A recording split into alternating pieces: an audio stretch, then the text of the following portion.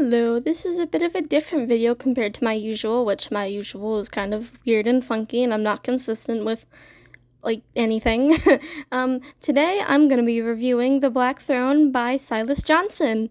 The twist is that this and any other books I read in this series that I would be calling indie book reviews, wow, what a great name, I know, all of the books that I'm going to be reviewing will all be indie and or just lesser known books. I'll also be allowing you to submit your stories or other stories that you read but you think I should read for me to read. Wow, I'm great with words today. But it'll be stuff I'll read, review, and draw art of. If you'd be interested in that, please stay until the end for more details. Before I start this video, I want to make it clear that yes, while Silas kindly bought and had the book shipped to me, this review is all my own opinions. In fact, our original agreement for this was for me to promote it on my Instagram and write an Amazon review, which I kind of forgot about the Amazon review, but it's fine. I posted it, and I posted it on Goodreads. I was going to do it on Barnes & Noble, but I apparently had profanity in my review, even though I didn't see any profanity. I don't know what that was about, but anyway, this video is just an extra thing I wanted to do. Plus, it was a good opportunity, again, to start this review series. So, for a little bit of background on how we got to this point, I've been on a website called Critique Circle for about 2 years now, which I'd also love to make a video just on Critique Circle, but I don't know what to do for that. But anyways, I post my stories, Kingdoms, Keiko Kurumiya, Cosmic Representations, and Hybrid High, and some other stuff on there, and others will find it and critique it. And hopefully, I think a lot of those stories are familiar to most of the people watching this. Anyway, one day though, while on Critique Circle, I found an early draft of The Black Throne on there, and I decided I'd regularly jump in to critique whenever Silas posted it. And he ended up returning the favor and would critique Kingdoms whenever he could.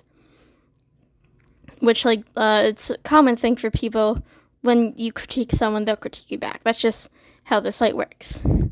Eventually, though, Silas asked me if I wanted to read the sequel to The Black Throne, which is called A Tale of Origins. This isn't secret information, it's literally on his website.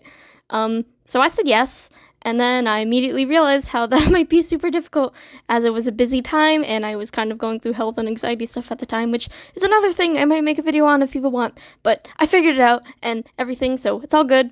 So yeah. Side note, I hope this doesn't come off as mean or anything. I don't regret reading A Tale of Origins at all, or The Black Throne for that matter. I just kind of regret reading it at the time I did. I honestly, thinking back, could have probably just waited until the summer, but whatever, it's fine. I finished it, it's all good.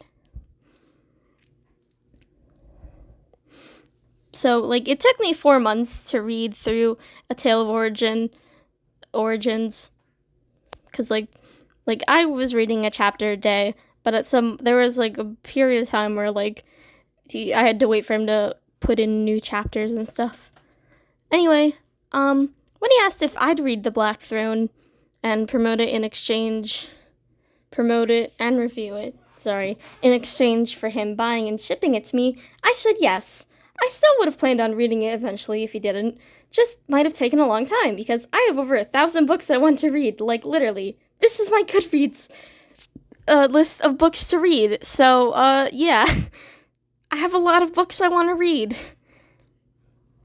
And another side note, I'm bad at reading. I can read, but I feel like I understand less in a book than most people, so if anything that is crystal clear in this book that completely flew over my head, this is my apology. And I also have a lot of thoughts on the series overall, but unfortunately, because the second book isn't out yet, I can't really talk about the second book. All I'll say is that book 2, A Tale of Origins, was super good and I loved it. If any of my thoughts feel incomplete though, then this might be the reason why. I'd definitely love to have purchased the second book when it's finished so I can fill in any missing gaps. Also, this is my promise that when the second book comes out, I will buy it and I will make a video review on it, just like I'm doing for The Black Throne right now. Don't know about the third book. We gotta see.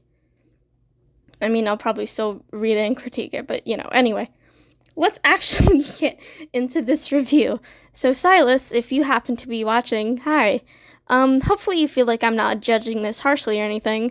This will be as spoiler-free as possible, but there's a chance I put something in here that isn't, there's a chance that I'm gonna talk about something that is a spoiler. So, number one, another apology. Number two, if you want to read the spoiler included version, there will be a link to my Goodreads review. I'm not linking my Amazon one because that doxes my name. So, yeah. Okay, so how will I go about reviewing this? I decided I'll break down this into the pacing, the world building, characters, grammar, plot, overall, and also relationships is in there. I forget where it is, but I did talk about relationships. So for pacing, pace-wise, I feel like the beginning and the end were at a pretty nice pace.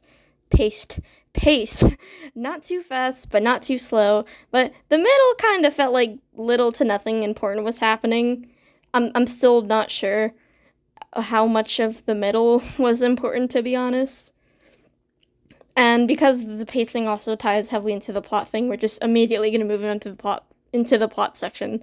So for the plot, I feel like the plot was what suffered the most. Like, I thought that the main plot was dealing with the Voidants, which are like creatures of darkness. But like if that is the main plot and I'm correct, it felt like it didn't feel like we focused on it as much as it could have been. Like I felt like we focused more on like the characters, which is nice and all, but like I wanted to see the plot more, Characters, and this will be the longest section. Bear with me. So the back blurb thingy mentions Joseph Nightridge, Ida Ravish, Magnus Castine, and Malice Reap, so I'm going to assume that those four are considered the main characters. Joseph was a really nice main character. He had goals, he loved his family, he felt regret, and all that, but he's still a kid. I don't remember what age he was, if it was ever stated. God, I'm not even gonna bother trying to flip through and figure out because the book is 600 pages, so if I'm looking for something specific, it's gonna be difficult. And this is a physical copy too, so I can't just find and I can't just control F the book because it's a physical book. But anyways, I think he's probably a teenager. I think he's a teenager. My only complaint is that I wish it felt like to me his stuff wasn't properly wrapped up. I can't even talk more about this because it's a spoiler, but if you read, maybe you agree. And this character is in the grand scheme of things, she's super minor, but man, I loved his sister Mary Jane. She was cute and sweet, and she wasn't in it for long, but I loved her. She was very adorable. She's baby. I mean, she kind of is baby, literally. I mean, I think she's probably 5 or 6 or something. Elementary schooler. I don't know. I liked Mary Jane. She was cute. It's a shame we didn't get to see her as much. So, Ida. If she really is meant to be a main character, she didn't feel like one at all, to be honest. She didn't get that many chapters. And I didn't really feel much for her or about her life or anything. I honestly thought she was gonna be taking over for something that's also spoilers, but her I guess her purpose turned out to be a lot more different than I thought it would be. But again, I think it's spoilers. But I think her versus how do I explain this? What her purpose in the story actually is, I think she does have the fighting for it, but I don't see what else she really adds to be on this new journey. And I don't even think she's a bad person. She's a good person. I just don't view her as the purpose that she seems to have which is spoilers. So, like, if you haven't read the book, you're probably like, what the hell are you talking about? I'm sorry. So, Magnus is alright. He didn't stand out to me, though, and I don't really have emotional attachment to him, I don't think, to be honest. So, yeah, anyway. Malice, however, I love Malice. Not really in a romantic way, but, like, in a, wow, this guy is me, and that's probably not a good thing, because Malice is not really a good person. Like, I think by the end, he says he wants to destroy the continent, and I feel like I missed something. I don't know what that's about. He's super fun to read. I am kind of feeling like he might be a bit overpowered, though, because, like, he is a devil, not a demon, which seems to be, like, two separate species. Like, I've always interpreted, like, the devil is, like, Satan, Lucifer, and demons are, like, the species, but, like, I guess the devil is, like, a separate rare species, which makes him, like, extra powerful. That might be a spoiler. I don't know. Oh well, I guess. Moving on. There's also a group of characters called Unit 1 that's consisting of Lynn, Pitch, I think, Barbara? It's not Barbara, sorry. Barbas. His name is not Barbara, I'm so sorry. And Lucas, and I feel like I'm missing one. Is Gareth? There's also a guy named Gareth. I don't know if he's part of it. I don't think he is.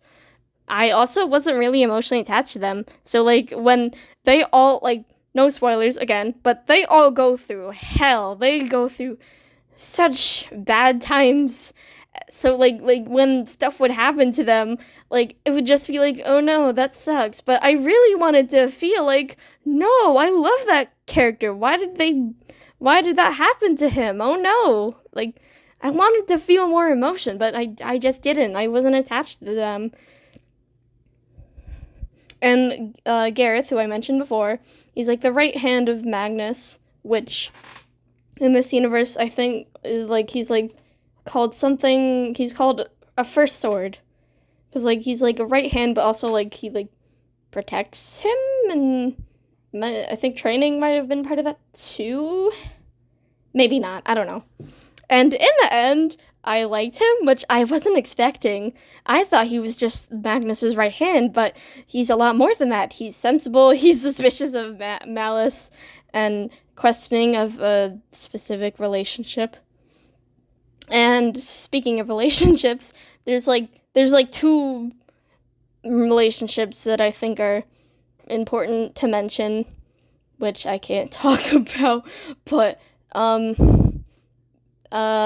it's like the one relationship I'm talking about, it's like the main one, but surprise, I don't really care for it. Like, there's cute moments. They care for each other up until the ending, which, now I'm thinking this relationship might not even be real, and like whenever.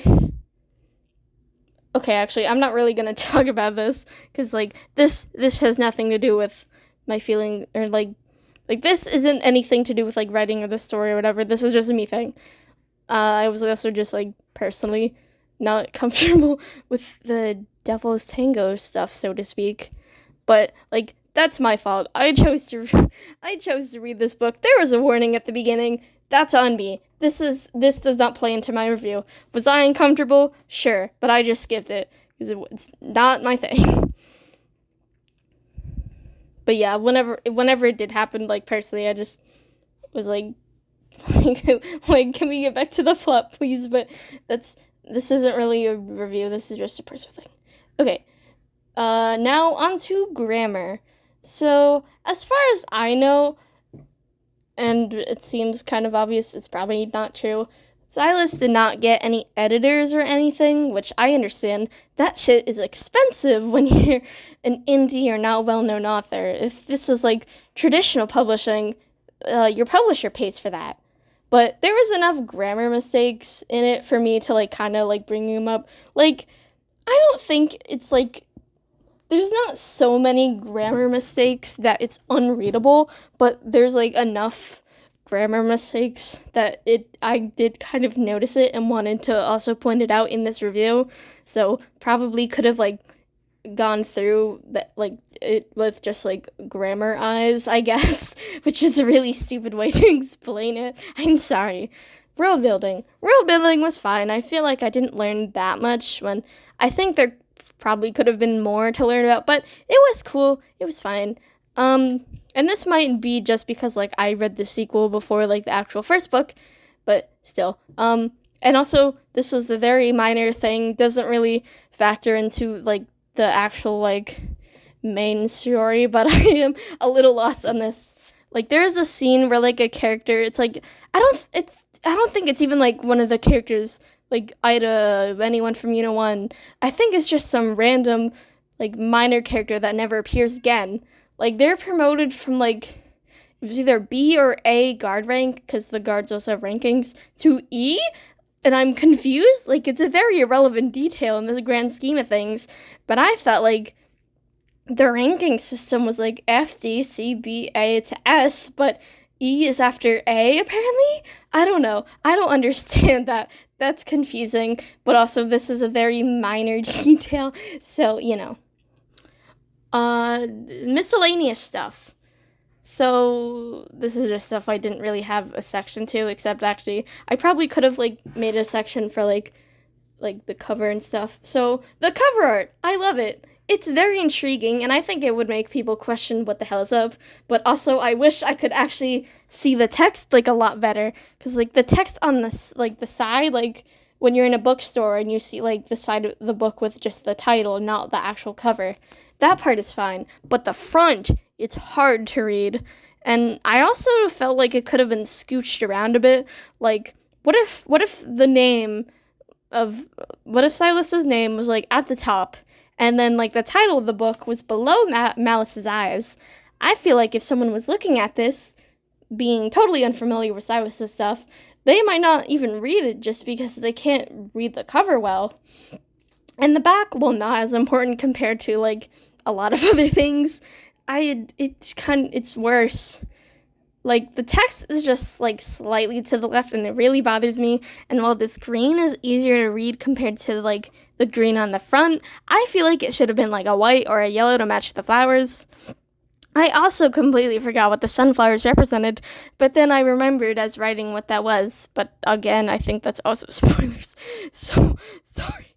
So, while I do like how it connects to the book, I think the sunflowers either needed to be, like, moved around so it wasn't messing with the text, or it just needed to be gotten rid of entirely. So, like, it would have been kind of sad to, like, get rid of, like, something that actually has, like, meaning to the book, but I don't know. I think on back covers, honestly, less is more. You want, like, I feel like the front should have, like, maybe, like, not too much, but, like, a lot going on. The back shouldn't have, like, so much going on. They're, like, I can't even read the text, or it's hard to read. And also, I feel like the book, like, the pages itself is formatted weirdly. Like, inside the book, it feels like the text is, like, slightly more to the edge of the page. And, like, the part that goes into the spine, I don't even know what it's called. Like, it has more spacing on it.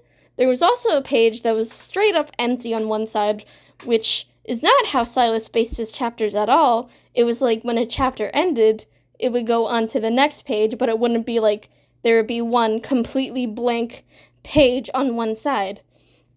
So, like, I don't know, that was weird. But yeah, it's a waste of page space. It only happened once, which is good. I'm not going to be too harsh on the page spacing and stuff, though, because I'm not sure if Silas was necessarily in control of that stuff. I haven't published a book yet, so I wouldn't know. So, overall, while I do think there are a lot of problems that could be fixed, I do think this was very enjoyable. I had a lot of fun. I had a good time reading. Well, as good as a time as can have when reading about the devastation that happens in the Black Throne. And I think God, I don't know what I was writing in my script. So that is why I will be giving this 3 stars out of 5, but please do not take me as this saying it's mid. I don't think it's mid. There's a lot of love, and like it's fun. They're not it's enjoyable. I had a good time. Much better than the book I was reading before this. God, this has nothing to do with this review, but don't do not fucking read The Alice 6 by Olivia Blake unless you fucking hate yourself. God, that was so bad. This book was a good palate cleanser because it was so much better than The Alice 6. So I encourage everyone to read this book, give it a shot, give it a review, support indie authors, and if you read this and come back to this video, feel free to comment your thoughts in the section below. I'd love to make this a discussion. That would be so cool to make a discussion on indie authors. Yeah. Hi, still here? If you're still here, you probably are interested in what I was talking about at the beginning. So my indie book review series will be videos, but also Goodreads reviews, if it's like published and as an ISBN and all that, of me reading indie or lesser known books. I don't have a specific threshold for what I'm counting as like indie or lesser known, so if you think your stories or your book or like other people's books that are indie would fit the bill, feel free to submit in the Google form that I'll have linked in my bio, except actually Google at this moment is still being fucking annoying, and they're like, we need you to verify yourself so you can put links and they'll be clickable, except I can't even get fucking verified. Okay, and in that form, I'll have the book's name, the name of the author, a link to the book, asking whether it's purchasable or free, what formats it's available in, and any trigger warnings I should be aware of. I might add more, but I think that's like I think that's good for now. I must also state that if it's not published with an ISBN or anything, it might be more difficult for me to read, as I prefer to read stuff on like that's on Goodreads, because like I'd like to like, you know, I just like the feeling of being able to like have a book I'm constantly reading on like Goodreads. And I want to be very clear that if this series ends up becoming huge, I'm probably not gonna read every suggestion I get. I'll certainly try to read as many suggestions if I'm interested in like all or even most of them, but I don't want to make any guarantees. And even if this like series doesn't get big, it's just me yapping to a very small audience about books I like, I'm still not going to promise to read all the suggestions, because if I'm not interested in a book, I'm just not interested. Plain and simple. The hope for this series is to read more indie books by lesser-known authors and get people wanting to try them out and just spreading the word in general, because I love being able to lift up like artists and authors, you know? Like I'm not like a huge I'm not a huge artist, especially not even a huge writer. As a writer, I'm like barely known, but you know, I like to try to lift up other people, promote other people, spread the word, give you more people to support people, you know, that's all the same thing but in different fonts. But yeah, and if anyone has questions about this like indie book review series that I'm going to be making, feel free to leave a comment section. Yes, there will be a comment section down there, but only one. Feel free to leave a comment down there, and I will answer any questions you have if I miss something or if I'm like not clear enough or whatever. But yeah, that is it. Except actually, I would like to what am I saying? But actually, before we end this video for real, I want to take a moment to talk about the art that I'm drawing in this video, because I haven't gotten a chance to really talk about it in my process. But as I'm recording this, that art has now been drawn. So, fast forward to future me. Future me, what do you have to say about this drawing? Okay, and I said when I actually made the art that I was drawing for this review that I would explain, like the actual art I'm drawing and stuff. So I had to draw my favorite character, Malice Reap, because I probably mentioned this. I definitely mentioned it. This is my review, after all, how much I love Malice. Is he a good person? No, I don't really think so. Like, I don't think he's like a good person really, like, at all, but he's so fun to read. And I relate to him, which, considering the things he gets up to in the book, probably not good. But anyway, we're just gonna move on from that. I thought this was just gonna be like, oh, this will just be a simple drawing, but apparently not. First off, I think I was like struggling with the head, because like I think like Silas's art leans more towards realism. It's not, I don't think it counts as like hyper realism or like really, really realism, for lack of a better term. But like I'm leaning more towards like cartoony Western cartoons kind of stylized, except not really. I feel like Western cartoons, like they tend to push anatomy and stuff more. Like I take like the look inspiration I take for my style is like more from like Western cartoons, but like anatomy wise it's kind of more like anime, because like it is more based in realism compared to like Western cartoons, but it's not really. I mean, maybe I think it is probably also inspired by like the look of anime, but like it's not. I don't know. I don't. Okay, moving on from talking about my style. Yeah, like first I was struggling to like get the head right. I still don't think the final looks right, because like I think the face, or no, the head is like kind of uneven, because like the left you can see the cheekbones, but on the right you can't. It's just flat. So obviously that. And then also like I've become like a lot better with hands. Like Oh my god, that's so good. Thank you. My sister came. Okay, my sister came in and I lost my train of thought. But basically, I think I'm way better with hands than I used to be. If you've been following my art, or not really my YouTube, because on my YouTube I never really posted art much until like about a year ago. But like if you've been following me, you might notice that I've gotten like way better with hands. I think I've gotten way better with hands.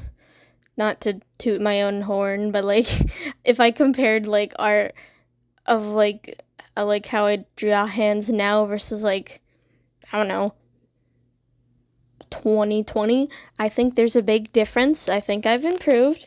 But anyway, less about my personal art stuff, please. Okay.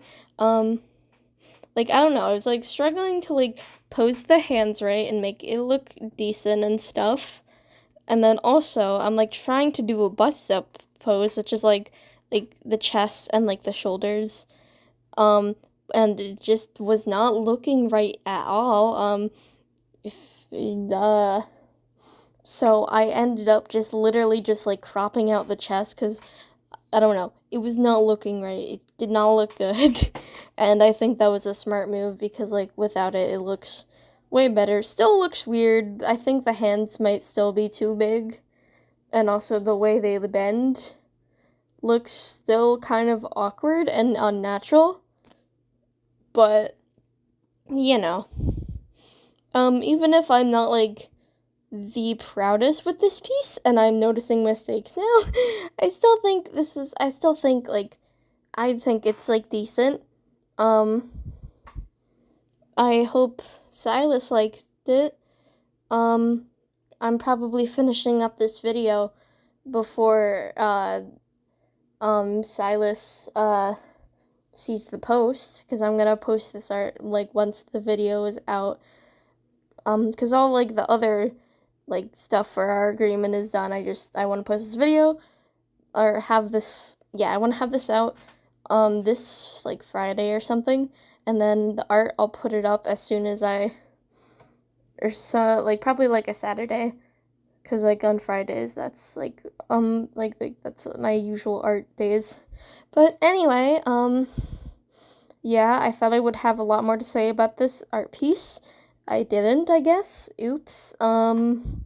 Anyway, we have reached the end. I hope you liked this video. I know this is kind of new-ish to my YouTube channel. I mean, in general, the shifting away from the real-time fandubs and like doing other stuff instead is like, it's all new, and I'm not like, the only thing I've kind of been consistent in really is like trying to upload consistently, but even then I'm not perfect with that. But yeah, I hope you like this. I hope I've inspired you to pick up an indie book, read it, get into it. I hope if people find this video and they submit their own indie stories for me to read, I'll find new indie stuff to read and share with you all. And yeah, if you've made it this far to the end, thank you for watching. Please check out all my stories. Kingdoms is currently in the process of being edited. It's up on AO3 Wattpad and Royal Road. Keiko Kurumiya, I've been updating again.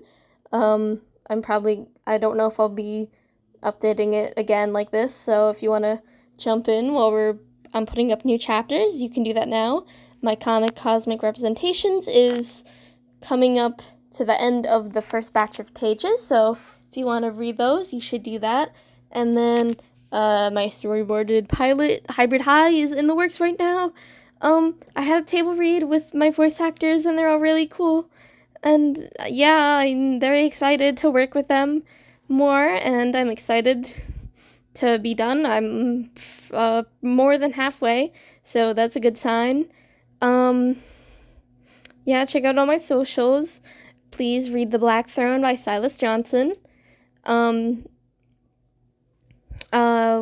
Yeah, I don't know what else to say. I'm gonna stop it here though before I get too rambly. I don't think there's any fan art today, but I think I'm changing how I'm doing fan art reels.